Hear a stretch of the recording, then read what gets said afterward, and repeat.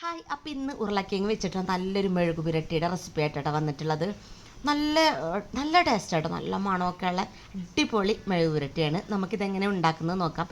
സിമ്പിളായിട്ട് ഉണ്ടാക്കാൻ ആകെ ഒന്ന് രണ്ട് ഇൻഗ്രീഡിയൻസ് മാത്രം മതി. പക്ഷെങ്കിൽ കഴിക്കാൻ നല്ല ടേസ്റ്റാണ്. അപ്പോൾ എങ്ങനെ ഉണ്ടാക്കുന്നത് നോക്കാം. അപ്പോൾ ഞാൻ കുറച്ചധികം തന്നെ ഉണ്ടാക്കുന്നുണ്ട് കേട്ടോ. ഒരു ഓർഡർ കിട്ടിയതാണ്. അപ്പം ഞാൻ കിഴങ്ങ് 10 കിഴങ്ങ് എടുത്തിട്ടുണ്ട് കേട്ടോ. വലുതുണ്ട്, ചെറുതൊക്കെ ഉണ്ട്. പിന്നെ 3 വലിയ സവാള 3 എടുത്തിട്ടുണ്ട് കേട്ടോ. അപ്പോൾ കിഴങ്ങൊക്കെ നന്നായിട്ട് തൊലി ചെത്തി കളഞ്ഞിട്ട് കഴുകി വൃത്തിയാക്കി വെച്ചിട്ടുള്ളതാണ്. അപ്പോൾ ഇതുപോലെയാണ് കേട്ടോ നമ്മൾ കട്ട് ചെയ്യുന്നത്. നല്ല കട്ടിക്ക് കട്ട് ചെയ്താൽ ഉള്ളി വെന്ത് കിട്ടാൻ കുറച്ച് സമയം എടുക്കുകയെ. അപ്പോൾ ഇതുപോലെ കട്ട് ചെയ്താൽ മതി. ഉള്ളിൽ തന്നെ നമ്മളിങ്ങനെ നടു ഇതാക്കിയിട്ട് ചെറുതാക്കിയിട്ട് കട്ട് ചെയ്തെടുക്കുക കേട്ടോ. പിന്നെ വേണ്ടത് ഒരു മിക്സിയുടെ ജാർക്ക് ചെറുള്ളി, വെളുത്തുള്ളി, 2 പച്ചമുളക് ഞാനിട്ട് നല്ല എരിവുള്ള പച്ചമുളക്, അതുകൊണ്ടാണ് 2 ഇട്ട് കൊടുത്തിട്ടുള്ളത്. അപ്പോൾ നിങ്ങൾക്ക് എരിവിനനുസരിച്ചിട്ടുള്ള പച്ചമുളക് ഇട്ട് കൊടുക്കാം കേട്ടോ. പിന്നെ ഉള്ളിയുടെ ഒന്നും അളവൊന്നുമില്ല കേട്ടോ, കൂടിയാലൊന്നും കുഴപ്പമില്ല. അപ്പോൾ നമുക്കൊരു പാൻ വെച്ച് കുറച്ച് ഒരു 3 ടേബിൾ സ്പൂണോളം വെളിച്ചെണ്ണ ഒഴിച്ച് കൊടുത്തിട്ട് ഒരു 1/2 ടീസ്പൂൺ അല്ലെങ്കിൽ 3/4 ടീസ്പൂണോളം കടുക് ഇട്ടിട്ട് പൊട്ടിച്ച് കൊടുക്കുക കേട്ടോ. കടുക് നന്നായിട്ട് പൊട്ടിക്കഴിഞ്ഞ ശേഷം നമ്മൾ ആ ചതച്ച് വെച്ചിട്ടുള്ളത് ഈ ഒരു എണ്ണയിലേക്ക് ഇട്ട് കൊടുക്കാം. നന്നായിട്ട് അരിഞ്ഞു പോകരുത്, ജസ്റ്റ് ഒന്ന് ചതഞ്ഞ് കിട്ടിയാൽ മതി. എന്നിട്ട് അതൊക്കെ നന്നായിട്ടൊന്ന് മൂത്ത് വരുന്നത് വരെ ഒന്ന് വഴറ്റിയെടുക്കണം കേട്ടോ. നമ്മുടെ ആ ഒരു വെളുത്തുള്ളിയും ചെറിയുള്ളിയും ചെറിയൊരു ഗോൾഡൻ കളർ ആവണം, ഇതുപോലെ ആയി കിട്ടണം. അപ്പം നമുക്കിതിലേക്ക് സവാള ഇട്ട് കൊടുക്കാം. സവാള ചേർത്തിട്ട് കുറച്ച് ഉപ്പ് കൂടെ ഇട്ട് കൊടുക്കാം കേട്ടോ. കുറച്ച് ഉപ്പും കൂടെ ഇട്ട് കൊടുത്തിട്ട് നന്നായിട്ട് ഒരു പകുതി ഒന്ന് വഴന്ന് കിട്ടുമ്പോൾ നമുക്ക് കിഴങ്ങ് ഇട്ട് കൊടുക്കണം. അപ്പം അതുവരെ ഒന്ന് നന്നായിട്ട് വഴറ്റിയെടുക്കാം കേട്ടോ. ഇനി ഈ സവാളയും ചെറുള്ളിയും വെളുത്തുള്ളിയും ആ ഒരു പച്ചമുളകൊക്കെ നമുക്ക് ചതച്ചിട്ടത് കൊണ്ട് തന്നെ നല്ലൊരു മണം കേട്ടോ. ഇതിന് പകരം നിങ്ങൾക്ക് പച്ചമുളകിന് പകരം വറ്റൽമുളക് ഇട്ട് കൊടുക്കാം. ചതക്കേണ്ട, ഈ ഒരു ഉള്ളിയൊക്കെ വഴറ്റുമ്പോൾ ഒന്ന് ഇട്ട് കൊടുത്താൽ മതി കേട്ടോ. കുറച്ചുകൂടെ കറിവേപ്പിലും കൂടെ ഇട്ട് കൊടുത്തിട്ടുണ്ട്. സാധാരണ നമ്മൾ ഇങ്ങനെ മെഴുകു പുരട്ടി ഉണ്ടാക്കുമ്പം നമ്മുടെ ഈ ഒരു വെളുത്തുള്ളി ഇതൊക്കെ ഇട്ടിട്ടില്ലേ, ചെറുള്ളിയൊക്കെ ഒന്ന് ചതച്ചതിലേക്ക് വറ്റൽമുളകാണ് ചേർത്ത് കൊടുക്കാറ്. അപ്പോൾ ഞാനിവിടെ ഒരു ഡിഫറെൻ്റ് ആയിട്ടാണ് ചെയ്യുന്നത്.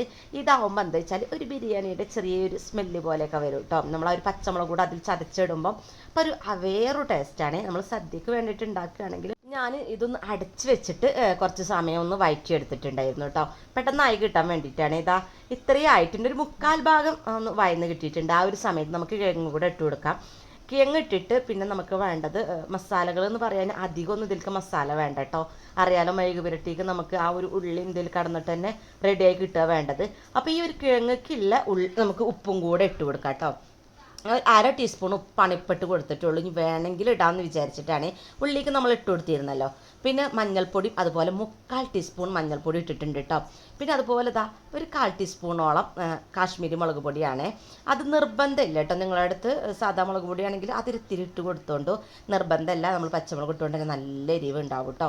നന്നായിട്ടൊന്ന് മിക്സ് ചെയ്തിട്ട് അടച്ച് വെച്ചിട്ടാണ് ഇത് വേവിക്കേണ്ടത്. വെള്ളമൊന്നും ഒഴിച്ചു കൊടുക്കരുത്. ഈ ഒരു ഇതിൽ കിടന്നിട്ട് തന്നെ. ഇനിയിപ്പോൾ എണ്ണ നിങ്ങൾക്ക് ഇല്ലയെന്നുണ്ടെങ്കിൽ കുറച്ച് വെളിച്ചെണ്ണ ഒഴിച്ച് കൊടുക്കാം കേട്ടോ. എണ്ണ കുറവാണെന്നുണ്ടെങ്കിൽ അടിയിൽ പിടിക്കാതിരിക്കാനൊക്കെ വേണ്ടിയിട്ടാണ്. അപ്പോൾ ഞാൻ ഇത് അടച്ച് വെച്ചിട്ട് ഇടക്ക് തുറക്കും, ഇളക്കി കൊടുക്കും. അങ്ങനെ ആയിട്ട് ഇത് വേവിച്ചെടുത്തിട്ടുണ്ട്. ഒരു 8 മിനിറ്റോളം എനിക്ക് എടുത്തിട്ടുണ്ട് ഇത് വെന്ത് കിട്ടാൻ വേണ്ടിയിട്ട്. ഉരുളക്കിഴങ്ങ് ഇതിലേറെ നമ്മൾ വലിയ കഷ്ണമൊക്കെ ആക്കുകയാണെങ്കിൽ എന്തായാലും 13 മിനിറ്റൊക്കെ എടുക്കും. അപ്പോൾ നിങ്ങൾ കുറച്ച് കനം കുറച്ച് അരിയാണെങ്കിൽ ആയിക്കിട്ടു. അപ്പോൾ ഇത് കണ്ടില്ലേ, നന്നായിട്ട് തന്നെ റെഡി ആയി കിട്ടിയിട്ടുണ്ട് കേട്ടോ. നല്ലൊരു മണമൊക്കെയാണ് കേട്ടോ. അപ്പോൾ അത്ര അടിപൊളിയാണ്.